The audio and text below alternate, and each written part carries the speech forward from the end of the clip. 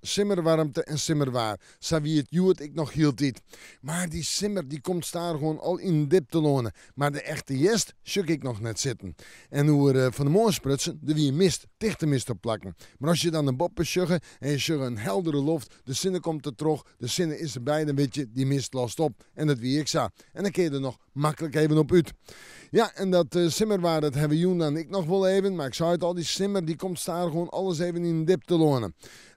Joen hebben bewolking, zinnen droegwaar. 18, 19 graden om een oorwacht in. Vannacht hebben droegwaar, opklarings. Maar er komt daar gewoon al meer en meer bewolking voor.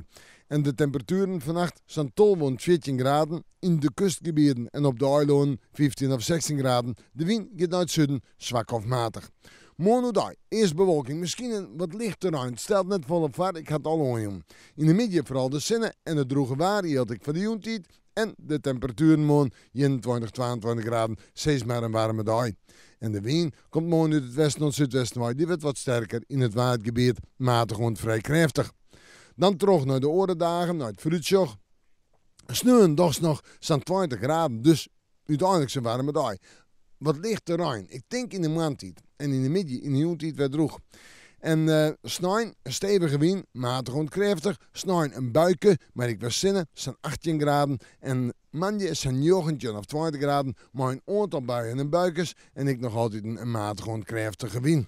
Ja, en dat bedoel ik nog maar die dip, want ik denk dat we takkemieke 10 en maandje, we op de 20 graden uitkomen. We moeten morgen maar weer even in het simmerwaar zien.